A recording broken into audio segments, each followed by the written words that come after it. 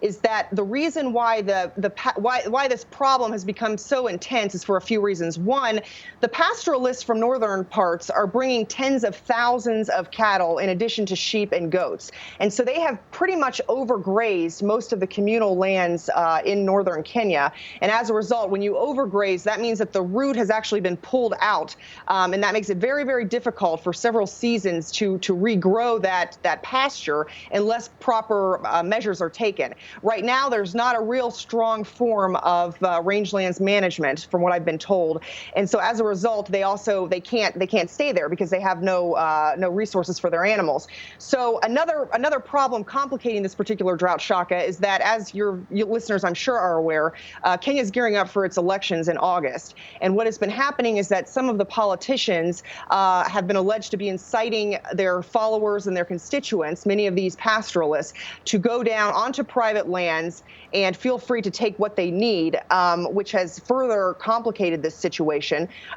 Many of them are angry because many of these ranches and conservations are owned by whites, and they're telling their constituents that it's time to take their land back. Now, when you talk to local people who are in the direct vicinity, and I can say this, and I interviewed many locals, they do not want the Mzungu or white people to leave. They say that these are the people that have helped them in this particular drought. I kind of stumbled into a few food distributions on my reporting assignment, where some of the local landowners were distributing food, and then in other cases they had actually pumped water from their own boreholes to help the local villagers. So from what I could ascertain from my interviews, people are for the most part, very pleased with their rancher neighbors, and they're upset that these newcomers are bringing firearms into their villages. They are stealing their livestock, and for a small holder, having 15 sheep or goats stolen is a big deal.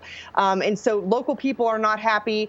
And so as a result of all of this, Kenya has deployed its military, which started operations, I believe, at the end of last week. And today they kicked into higher gear. I was actually going to ask you about the response of the government authorities, because Kenya does have a reputation, at least for being governed reasonably well.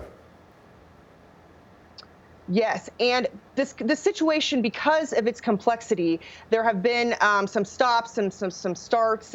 There was a ranch owner that was killed at the beginning of this month. He was going out to check on some burned lodges when he was attacked by some of these pastoralists, or as some of the ranchers call them, invaders, because they are on private property. But I can say that I've got a source who informed me that today, actually, KDF, or the military, in conjunction with the Kenyan Police Services, started operations in the Laikipia Nature Conservancy.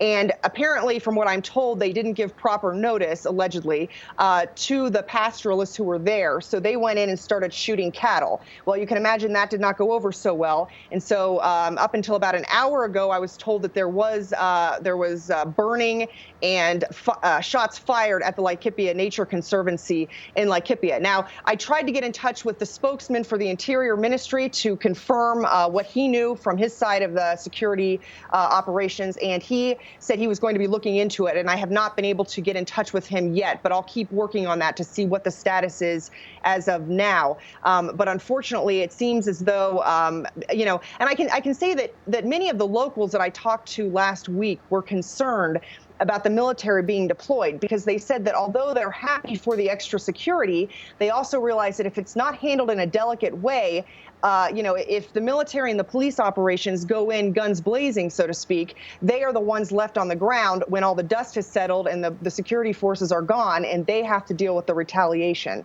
So right now, I think people are just very much on edge in the area, knowing, both how are the police and the military handling this, and how are the pastoralists going to respond.